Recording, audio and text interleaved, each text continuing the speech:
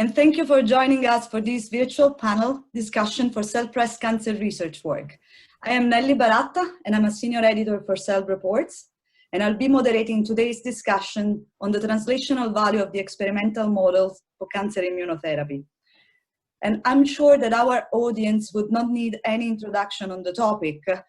I'm going to give one anyhow, but I'm going to be extremely brief. So it is a consolidated fact today that the human immune system has the potential to recognize cancer cells as non-self and mount an anti-tumor immune response that will eventually either destroy the tumor or shapes its evolution. Now, cancers that are able to successfully grow are the ones that have evolved mechanisms to escape the immune system. And immunotherapeutic strategies, such as the checkpoint inhibitors, aim at targeting such escape mechanisms and unleashing the anti-tumor physiological immune responses. Now, a significant limitation for the study of these mechanisms is the availability of models that correctly mimic the interaction between the human cancer cells and the human immune system. So today, we will discuss the advantages and the limitations of the experimental models which are available for dissecting immune escape mechanisms, testing the efficacy of immunotherapeutic drugs, and finding primary and secondary mechanisms of resistance. So joining me today, there are three experts in the fields of cancer immunology and immunotherapy. In alphabetical order, Paula Bos from Virginia Commonwealth University. Paula, raise your hand. Great. Yang-Xin Fu from University of Texas Southwestern Medical Center, and Taha Merghoub from the Memorial Sloan Kettering Cancer Center. So time to leave the word to our experts, and I'm going to start with the first question. And I have the first question for Yang-Xin. So, Yang-Xin, do you think that there is an ideal animal model to interrogate the efficacy of cancer immunotherapies? The simple answer is no model is perfect. Currently, FDA require an industry standard for development standard cancer drug is to use a xenograft model of human cancer cell engraft in immune-compromised mice to evaluate pharmacology, PK, PD, efficacy, profile. However, this approach would not be very useful to evaluate immunotherapy that looking into how the host immune response. Therefore, most FDA-approved drug nowadays is using a syngeneic tumor cell line, but many problems comes. And I can right now summarize briefly each model we have been working on. And so the first one, most common one, is actually syngeneic tumor cell line used especially in a mouse model. FDA approved, for example, anti-PD-1, CTLA-4 based on many data from those. And pro is very rapidly generate data and usually reproducible quite well, and also is a complete immune competent. And the tumor gene, all the immune gene has been easily modified. Now the problem comes is there's limited tumor microenvironment that are mimicked to human, and very few define oncogenic lines for target therapy, and also tumor grow relatively aggressively in terms of when you put it into mice, it can come out in a few days, few weeks, and mice die in about 4 to 6 weeks. So that actually create a problem for some of the therapy, especially immunotherapy that takes some time to generate. Now the people come up with several other alternative. For example, carcinogen-induced cancer, that in a mouse model, in general speaking, is relatively slow and it's difficult to repeat. And another problem is there's no well-defined antigens and there's no very defined pathways. And in the last 20 years, the more study focus on genetic engineering mouse model, where the oncogenic pathway is well defined, and it's a reasonable mimic some of the human tumor microenvironment, and therefore it could use for some target therapy, and you can also observe multiple steps. Now, of course, initially come up problem with the lack of mutation, and basically means you lack of antigens, and it's making immunotherapy extremely difficult to cure some of these hosts, and also very difficult to generate enough data. In some model, it takes several years to generate enough with 20, 50 breeding pair, and to generate enough mice to do experiment. Now, all above model have some problem to test the human drugs. For example, to test the human antibody, cytokine, and other immunotherapy approach using those mouse line, because of this intrinsic problem of human molecular are different from mouse molecular. So therefore, in the following, I also switched to this recently developed model to actually able to test human antibody, cytokine, and drug, particularly for human tumors and as well as the human immune system. For example, human gene knock-in, you can knock in human PD ligand 1, for example, human CTLA4 into the mouse, and therefore mouse now express human genes that you can test for anti-human related reagents. And the second common is a patient-derived xenograft model. And initially people use nude mice, and later they evolve into RAG and NSG mice. And therefore, this could actually put a human tumor into mouse system. Of course, obviously, the downside is extremely difficult to put a human tumor actually growing in many of these mouse models, despite they don't have a T and B cell in the system. Advantage is a human tumor microenvironment somewhat mimic, and tumor antigens could be detected in human antibody, and drug could be used. But current most of these PDX model using in these immunodeficient mice obviously don't have T and B cell, and that create a problem.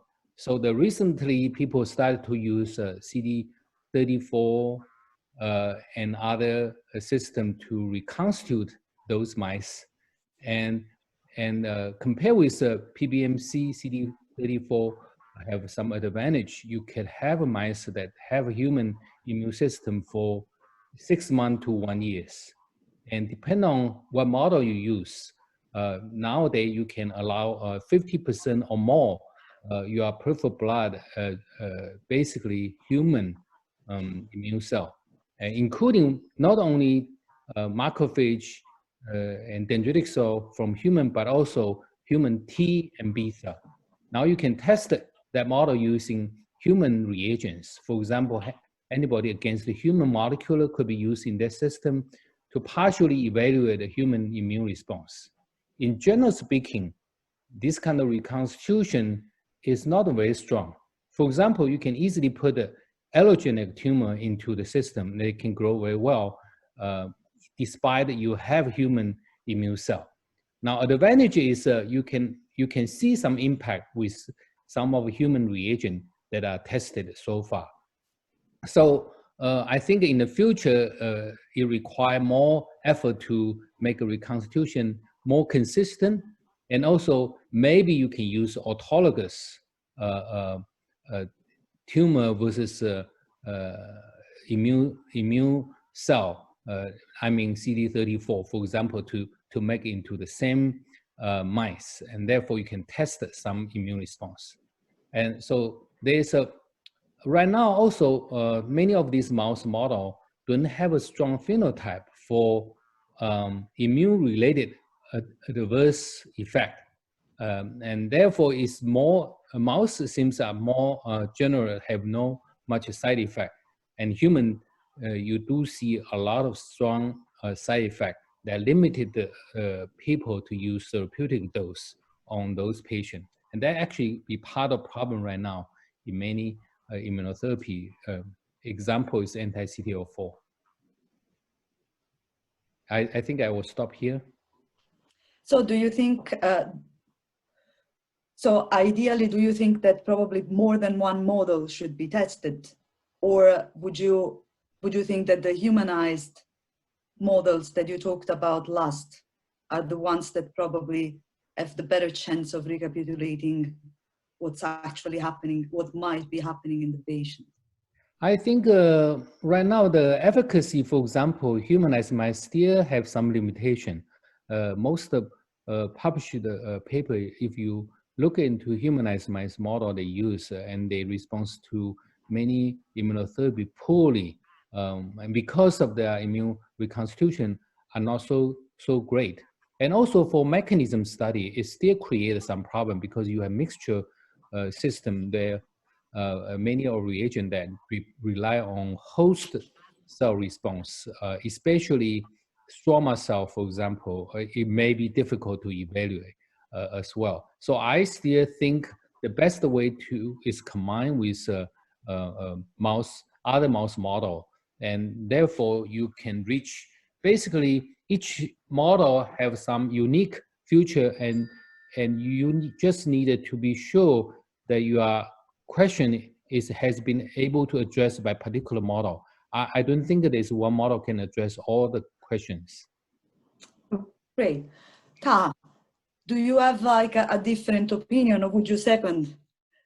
I just wanted to ask the question as to, don't we think that for the humanized mice, one of the big issues is the fact that the tumor and the mice, because they're transplanted with another patient's cells or individual cells, there will be mismatches which will actually lead us to study more graft versus host disease versus tumor antigen rejection. So well, that's a very, very good question. I think humanized mice right now have several versions. One is I talk about CD34 version where the T cell, human T cell generated from mouse thymus, so they don't create a human anti-mouse immune response. At least not easy to detect. If you deplete the mature CD3 positive T cell well, then the mice could survive more than a year. Also, we have tried many of these experiments, and mice are very happy without any change. However, I know that people also using the PBMC direct from one donor to the other, and that created a pretty severe GVHD. And sometimes people using a tumor fragment from patient and put it into those immunodeficient mice, and the T cell derived from the human fragment will actually cause some problem as well. So I don't know whether that answer your question. Yeah, it does. I think it's important to just think of some of the mismatches when we implant these mice with the tumor that is different than the blood donor, in my opinion, or the CD34 donor. Yeah, that's it's amazing. You can put an allogeneic tumor into the system where their T cell definitely not matched to that tumor, and tumor can grow very well until you started to give a therapeutic drugs, and then now you started to see the difference. Are we seeing, most likely, I think, is allogeneic response. It's not really anti-tumor antigen response in this kind of model, and that's just a problematic too. I agree. So Taha, do you have like a favorite system when it comes to testing immunotherapies or questioning like immune escape mechanisms? Yeah, so I think it's hard to say there is a favorite system, right? Because as was just mentioned, the ideal model would be a model that mimics human cancer development, i.e. the ideal thing is to have a model that reproduces genomic heterogeneity in human cancer, and also a model that reproduces the tumor microenvironment in human cancer. But if we are going to be working with syngeneic model, meaning tumor cell line which are transplantable, which I think are the most realistic way to work right now today, we kind of forego of the tumor heterogeneity. But depending on what model we use, we may have some of the recapitulation of the tumor microenvironment. And this is why we have to be very careful in what we are studying. And I can give you an example of some of the work we have done. For example, looking at means to block myeloid suppressor cells or cells which are from myeloid origin that are in the tumor and prevent the tumor from regressing or to prevent T cells from doing their function. And so when we did these studies and we tested the molecule that was against myeloid suppressor cells, I remember for this example where we used the PI3 kinase inhibitor. And when we did that, what happened is that actually people have evaluated that agent and they completely missed the response. But when we got into doing the experiment, what we did, we actually chose a model that had myeloid suppressor cells, right? So you have models which are very Treg driven. There are models which are more myeloid suppressor driven. So I think when you want to ask your question, you need to adapt and pick the model that is right? For example, if I want to study an IDO inhibitor, I need to choose a cell line that when implanted in the mouse will depend on the IDO pathway, right? If I don't, then I may not see the effect quite carefully. So I think that's very important. The other thing I think that people need to be very careful when they are looking at syngeneic mouse model is when we are doing transplants, we are trying to transplant them in mice which have the same genetic background, so they are not, there are no rejection antigen, which are no tumor antigen. And I can tell you, for example, that when we have used transgenic mice which have not been fully back-crossed and in a pure background, although on paper they were fully back-crossed, so basically the ultimate test was to take the skin of an animal that was not transgenic, but with stem cell line and transplant it. And when we transplant the skin of a black 6 mouse to the transgenic black 6 mouse, it should not be rejected. I think that's the ultimate test. And so when we did these experiments with a MUMT, which is a B-cell deficient background, we thought that we were seeing something, but when we further back across the mouse line, we realized that what we were seeing was a rejection due to a mismatch in HLA, rather than a mismatch in strain, rather than the fact that we are having a tumor antigen rejection. So I think one thing that I will caution people when they're doing this model is to make sure their background is a pure background, because they don't want to be looking at rejection of antigen which are not specific. And so I think from a practical standpoint, the easiest model to work with is syngeneic mouse models, making sure we have the right tumor model and implant. I think ultimately when you have defined your model, maybe you can go into GEM models, but the issue in the GEM model, so they reproduce the stepwise progression of a disease, but technically to do this experiment, it's quite hard because the tumors are not homogeneous, so there is a lot of variability between animal to animal. And the other issue is that these tumors are not heavily mutated. So the mutation burden in the GEM model, the genetically engineering mouse model, is very low. Therefore, you don't have a lot of tumor rejection antigens, and that's the limitation. And so I think you really need to make sure you are balancing between one element versus another and making sure for each situation you have an ideal model.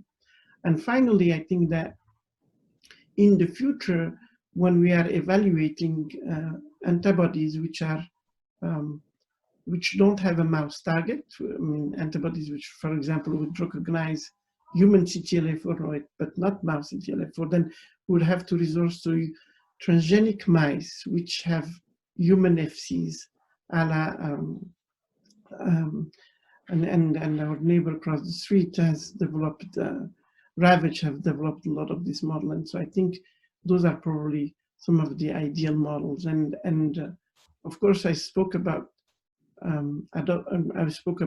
immune modulation, meaning antibodies that block the checkpoint or co-stimulatory molecule. But I think for models where we look at CAR T cells or adoptive T cell transfer, it's less tricky and it's more straightforward. And of course, the other issue is having recapitulate the immune-related adverse events, and I think a lot of people are working there. And there, I think we haven't not developed good models yet. Okay, thank you. And last but not least, Paula, anything else to add to this question? And do you have like a preferred model or something that you use for your research that to you represent as the best potential? So I think most of it has been said already, but I tend to agree that I prefer syngeneic mouse models. I think that, you know, we know that mouse and human have differences in the immune system, and we're also aware that tumors are not, even the best genetic models do not fully recapitulate the heterogeneity of human tumors and the you know, genetic instability and the antigen load. But at least in the mouse, you have a native immune system that has developed together, and the crosstalk is just right. I mean, the cells know how to communicate with each other. And the one thing that hasn't been mentioned before is the importance of the non-immune component of the tumor microenvironment.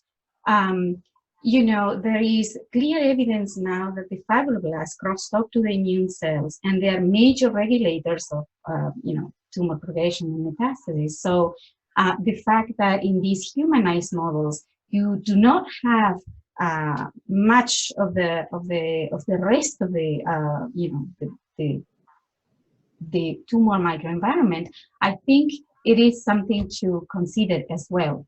And yeah, the mismatch, the fact that you can do allogeneic transplantation already tells me that it's not working like human, right? So that to me is the main issue for probably choosing or being more biased towards syngeneic models. Okay, thank you all for giving such well thought answers to this question. And I do have another, of course, I have a couple of other questions, and the second one is for Taha, and I think it's mainly related to, I mean, my curiosity is what should be the criteria that the community should use in order to establish the clinical value of the experimental models that anyone would be using in predicting immunotherapy efficacy and resistance. Like, how do we know that we are looking at something that might be clinically relevant? Taha, you are muted. Trying to get the kids not to hear it. So I think that the really what we need to be careful, right, is try not to, I say, translate word for word, meaning going and expecting that the mouse will tell us exactly what happens in human. I think that what we need to focus on is what pathway we are hitting, right? And so try to basically base our conclusion on how we affect a given pathway or how we change some of the biomarkers that are changing during when we give a given treatment. And I think those are the keys to evaluating a given molecule and understanding how it hits a pathway or it affects a given cell type or the T cell subset or myeloid subset or fibroblasts. But I don't think we should simply look, you know, oh, this is a tumor, they are regressing, etc. I think really the mouse is there to give us clues on what pathways are being affected by our therapies or modulated by our therapies. And then I think then we should not wait too long and just move to human, and that's where the real experiment is done. When you say the real experiment in humans, you mean test the drug like in a clinical trial, or do you mean test on clinical specimens? No. I mean that I think that spending too much time in the preclinical setting, trying to look for clinical efficacy might be misleading. I think the preclinical setting should be used to understand mechanism and pathways and other and biomarker of response probably, but I think then the clinical efficacy should be asked really in patients more than expecting, because I see people spending a lot of time looking at, oh, this is regress tumor, more or less, and I think we all need to go back and look at how anti-CTLA-4 works in mice and how well it works in human, and we realize that what matters is understanding that we are affecting a pathway, not translating exactly, what we see in the mouse into the human setting. I see. Paula, do you have a different opinion on the topic, or would you? No, I mean, unfortunately, not all of us have the possibility to do that, but I think that is the smart move. And luckily, I think that with immunotherapies, we got that advantage. Before, to moving something into clinical trials took decades, but now, because we've seen the power of immune checkpoint blockade, now even the FDA is more amenable to moving trials faster. And I think that the one other thing that I could add is, once you see that something works or stop working in the clinic, that's when you want to go back to the mouse. The mouse should be, they complement each other. You ultimately only know if some treatment is going to work if you test it in humans. But at the same time, you will never know exactly how it works if you only look at the human sample. So you should be going back and forth between preclinical models and human trials to try to understand, the dynamics of the response and how the immune response evolves. And again, you go back to the mouse to see how you can complement or fix that somehow. Yeah, I agree 100% with Paula, and I think we have done some of these exercises, and there are molecules which I think have been tested in clinic, and I don't think they have been tested in clinic optimally, meaning I don't think that when they were tested in clinic, people asked the right question, right? And so then when we go back into mouse, you understand why, and for example, and one thing that can exemplify that, in my opinion, is that people had given up on IDO pathway blockade, and I think that the reason why those drugs may have failed is just because it was tested in the wrong patient population. Because if you go into preclinical settings in the mouse and you see whether you have an IDO expressing tumors or not, then you will see that will define the success or the failure of that molecule, right? But I'm not talking in terms of how much tumor regress, but how much you are hitting the pathway. And so I agree with Paula. I think what we need to do is to go back and forth, go into human, understand and see what's happening in human, and come back and ask the remaining questions, or the challenges, because we should not give up on a pathway just because it doesn't work. We need to understand why. So back and forth from the model to the human. Yeah, so absolutely. accept the limitation of the fact that we do not have a perfect model. Yang-Xin, anything else that you would add on this particular point? Yes, I think there's several conceptual problem when people dealing with immunotherapy. Number one, is when people think give immunotherapy and the tumor not shrinking, and they thought, oh, this immunotherapy does not work.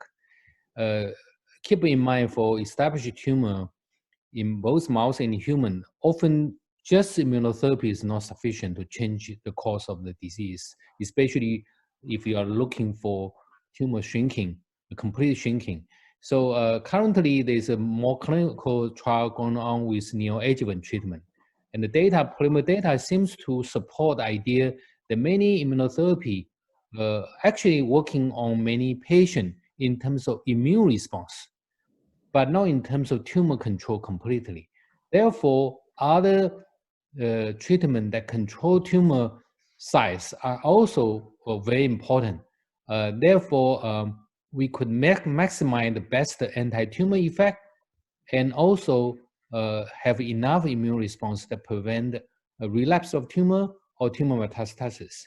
And I think that this is both mouse model and human model here could give us some hint whether your immunotherapy works. Technically, you should look into immune changing first, not just only looking for tumor regression. And that's number one. Number two, I mentioned a little bit earlier, many side effects cannot be detected in a mouse model. And that part often leads to develop a drug when they treat clinically and they found a very severe side effect.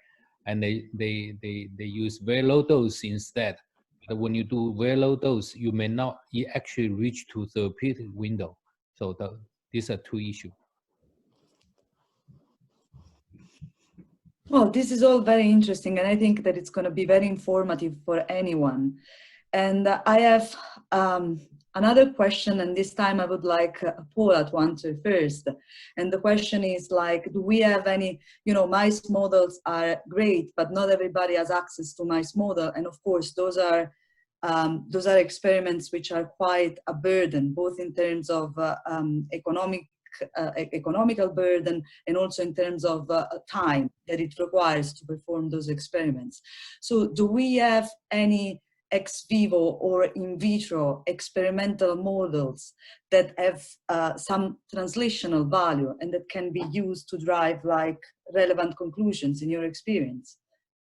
Well, I think we might be fair here, but the way I see ex vivo or in vitro models are either a tool to complement in vivo studies, basically to do those things that you can't fully dissect in vivo, or to try to use them as a platform to do more screenings.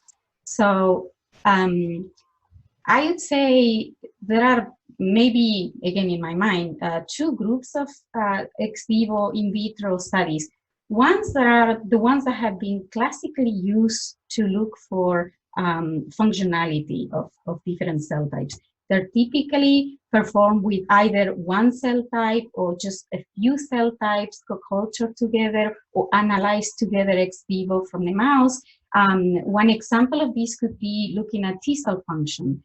And these are very useful to see the readout of the functional readouts of whether your therapy is working or not. Say you're testing an immune checkpoint blockade antibody, and you basically know that you're targeting the T cells, so you can extract the T cells and do ex vivo analysis and look for activation marker expression.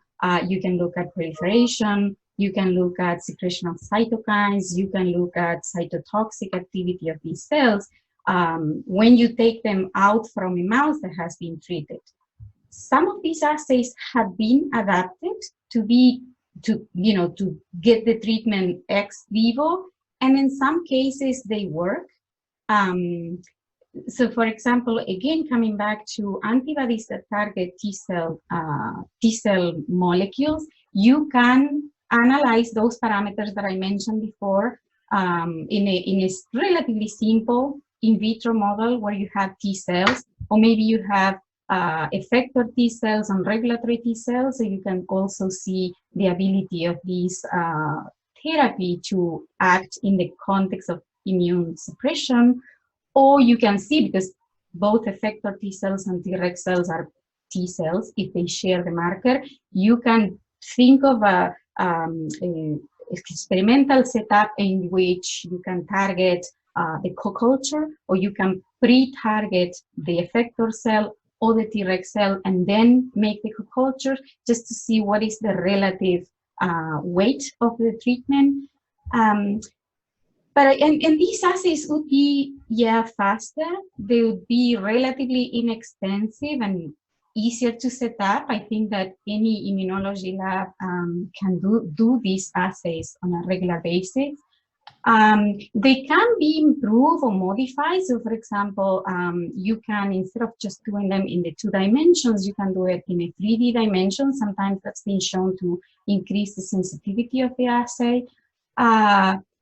You can modify the nutrients that you have in the media and do some sort of readout, metabolic readout. You can modify the oxygen tension and see in a more, maybe more physiological condition, a more hypoxic environment.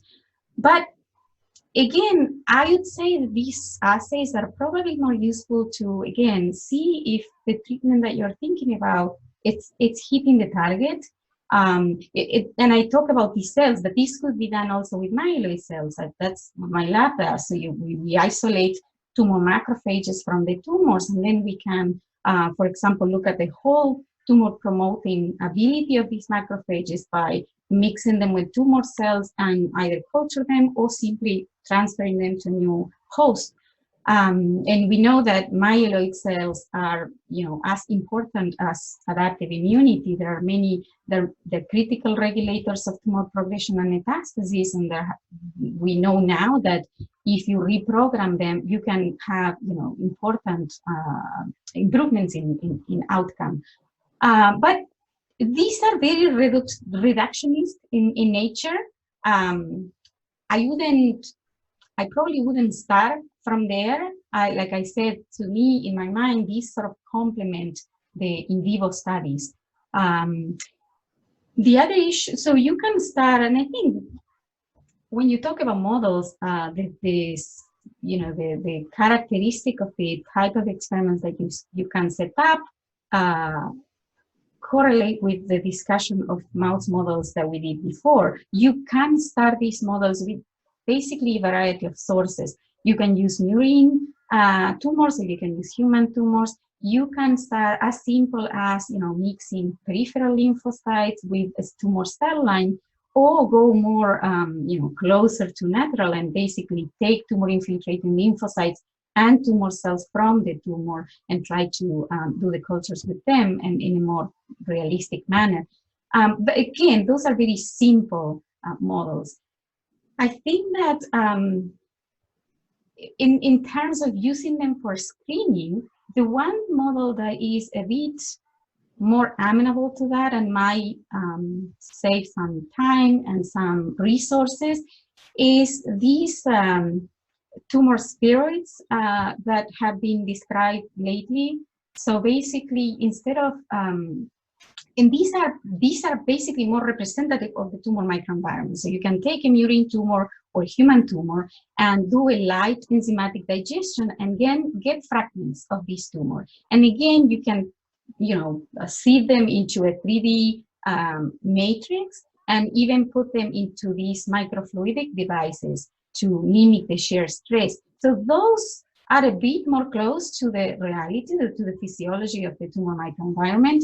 And to be honest, until I saw those papers published, I didn't believe that they were good enough. But the reality is that they've been shown to reproduce, at least in the context of PD-1 blockade, they are very closely matching the response of the syngeneic tumors that they were derived from. So, if you compare different cell lines with different degrees of sensitivity to PD-1 blockade, and then you do this sort of, microfluidic tumor spheroid cultures, they actually match what happens in the mouse. And you can do cytokine profiles, and the cytokine profiles actually matches the results of the intervention in vivo.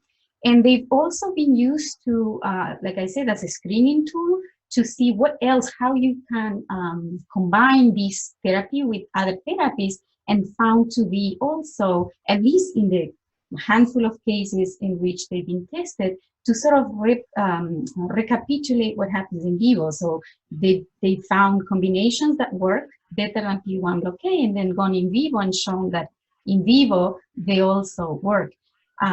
Which is also always my fear. My fear is that if you start in vitro and you use only the things that work in vitro, they might not work in vivo, and vice versa. You might discard things that in vitro that they don't do anything, but you discarded them and you miss the opportunity to test them in vitro. So again, complementary to mouse models and maybe as a screening platform. And the main drawback or disadvantage of any of these models is that, well, cancer is a systemic disease. The immune system works in a systemic manner. And I haven't seen any tumor in which you can see any of that systemic effect. So, for example, even in the best spheroid models that I've seen, you still don't have recruitment of bone marrow cells because there is no bone marrow. You still don't have priming, because you don't have a draining lymph node. You also don't have microbiota, which is the main influences largely the response to immunotherapy. And you also don't have a way to evaluate toxicities, which we just talked about. You can't figure out whether this is going to be very toxic or not, even if it's a combination. So, and they're not very straightforward as well. Not every lab can design these. The more realistic the model, the less easy to set up and inexpensive it is. So when you say screening, you mean drug screening, like a huge drug screening, that's what you mean, or genetic, or... Or combinations. So I have seen reports in which they combine PD-1 blockade with, I think it was a TKB, IKK inhibitor, for example. So that was a novel combination that had, wasn't tested before. It worked in these, small spheroid. Then it was tested in the mouse, and it also worked in the mouse. So maybe, because again, there are so many combinations, and that's one of the issues. There are so many combinations that you could think of trying, but it's just impossible to test them all. And so as an initial selector for these, what combinations are more likely to work in the mouse, I think though that there is value to them. Thank you. Taha, any comment about it? The comment about it, I'm very aligned with everybody in the group. I think it would have been nice if we had some different opinions so we can argue a little bit. I'm kidding. I agree that the only thing I can add is I think one element that we didn't mention, or two elements I would say, is that the timing, right? So one thing that people don't think about is that when you give a given drug, right? So you are inducing some modifications. For example, if you give a targeted therapy that will supposedly kill tumor cells, you are also affecting immune cells, right? And so when you come in with an immune checkpoint blockade or co-stimulatory molecule, you're not anymore at the T0 as to when you have given the targeted therapy. You have modified your immune cells as well. So, or either directly or indirectly. So I think the timing is something that people don't often think about. And that's where maybe the animal model is helpful. And I think the other thing when we think about the syngeneic model, at least, is that we need to make sure that the models typically are implanted orthotopically, because my joke in the lab actually is when somebody puts a breast tumor in the skin, I say it's a breast tumor of the skin. It's not a breast tumor, right? So it has to be implanted in the mammary fat pad. And there is a study also, for example, where we looked at pancreatic cancer cells and we see that they have a role, ILC2s have a role in pancreatic cancer. And when we implant that pancreatic cancer in the skin, we don't see that anymore. So it shows that we really need to make sure that the tumor microenvironment is paid attention to. And I agree that, each tool has its advantages and disadvantages. And as Paula just mentioned, in vitro is nice because it allows you to deconstruct mechanistically the things. But then in vivo, it's good because supposedly everything at the dose is physiologic, right? and all the players are there, even the ones that you don't account for. Right. Thank you. Yang-Xin, do you use in vitro models for anything, or do you rely on them like for drawing any conclusions? We definitely use both in vitro and in vivo. For example, the Paula mentioned that everybody have to use in vitro. For example, looking into tumor-specific T-cell response. That's much easier to do in vitro than in vivo. So some of the assay setup, you just need to be sure that what is your readout. If you want to look in how the T cell, what's the number of T cell that responds, and you can do a simple ELISA spots.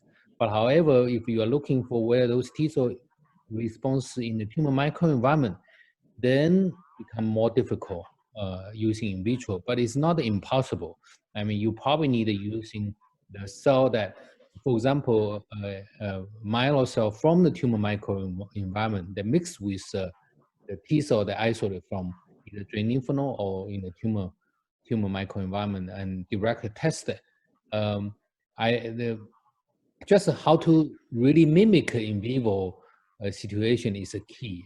I think we often say that the in vitro cannot mimic in vivo. It's not in vitro assay's fault. It's how you set it up, whether you can find out a way to set up that you can see very similar response in vivo. And then you started to test your reagent, whether you can break those suppression or no. And I think we need a both setting. Okay, so I guess I have just the last question for all of you. And the last question is, and you know, this is a curiosity also from an editorial standpoint. So what is the most common mistake that you see in published papers and preclinical studies when it comes to cancer immunotherapy? And anyone who raised the hand is going to talk first. Okay, so I can just simply conclude that I think a major problem authors and also editors is that we don't really realize the limitation of the model we use, and we often draw the conclusion beyond the limitation of the model. And I think that usually create a problem. As long as they, at least in the discussion, clearly list the potential limitation, so the reader can understand what they can learn from you, what they cannot learn from you. I think that may be important in the future. Yeah. Okay. Yes, Taha. Yeah, so I think, and again, I agree with my panelists, but I think very often we say, you know, what's the problem of this model? But I think really the problem is us, right? The problem is us, meaning that we interpret, we use the models and make them tell us more than what they can tell us. Right? And I don't think, so we never expect a cell line in vitro to mimic exactly what happens in a human being, right? So we know that a cell line in vitro has limitation, and I think it's the same thing for the mouse model.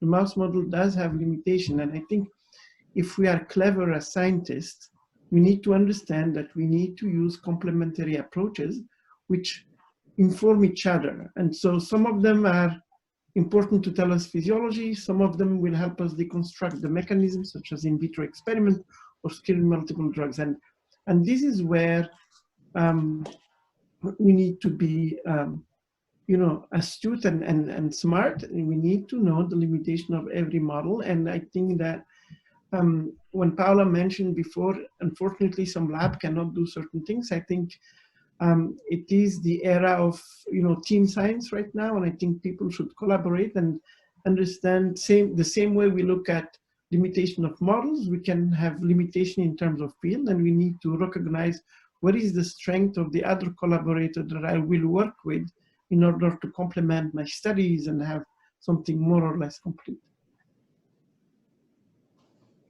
Yeah, I mean, unfortunately, again, I completely agree. It is it is rather annoying to see that the conclusion is more general than it should be. And I think that partially the review process is a little bit to blame, because sometimes you have a very nice murine story that is, mechanistically worked out.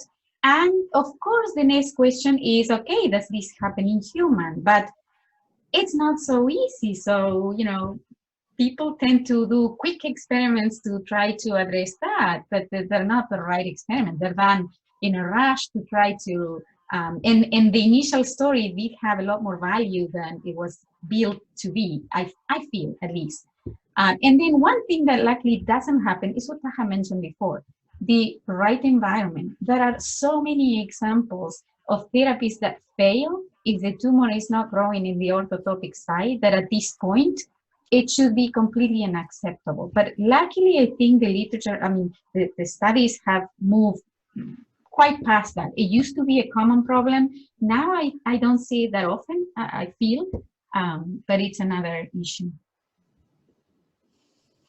And I'd like to I insist on now I'm going to put it on the editor part and the reviewer. I think us are, when we act as a reviewer, so this is for the scientific community, I think we kind of become overzealous a little bit and feel that so we need to understand what are the limitations of the models, and we really need to be reasonable on what the message can be of our colleague that is trying to publish it. And I think from a, so that's for us when we review, and I think from an editorial standpoint, I think really we need to be careful and make sure that, we tell the reviewers not to overstep in a sense that they need to realize that, science is an incremental process. It's not, this paper will answer the whole field. No, we are building with little blocks, and we'll get somewhere together. Yes, Yang-Xin. Yeah, I agree. I remember several years ago when we deal with several major journals, and they keep asking, why you don't use genetic mouse model? You have to do that before we can publish your paper. And recently we deal with, for example, Nature Medicine. They say, well, you have to have a human study included before we can publish your paper. And therefore, there's a lot of important idea may not go out because of such a limitation. And even you have some human study, doesn't mean you can interpret some new concept easily. And therefore, I think reviewer and editor sometimes raise a very unreasonable question for author, and that may be up to the editor to actually say, I think this can be done, but this is maybe not beyond the scope of this paper, and we don't want people take 2 or 3 years to revise and doing impossible experiment. And I think that's also a potential problem right now. People expect too much from one paper, and sometimes a very important conceptual important study was not able to come out because of all this limitation. And obviously you can making some collaboration, do all these things, but to impose only clinical trial data put into the study is very difficult for most labs. Of course, and we do not want to get into this topic of editorial controversies. Yes. Sorry. But every journal have their own requirements, but that does not mean that it's not good science. It's a different topic. But I heard all of you that the point is just that the conclusions must be appropriate for the model used, and that limitations should be stated in such a way that no misinformation is delivered to the community. So every result is important as long as it is framed with the right limitations. And I think that with that, we are going to close this wonderful panel. And I want to thank you, all of our panelists, for their contribution. You have been great. I'm sorry that you had to agree so much. And so thank you to Paula Bos, to Yang-Xin Fu, and Taha Merghoub for sharing their thoughts. And thank you for the audience for joining us during Cancer Research Week at Self Press.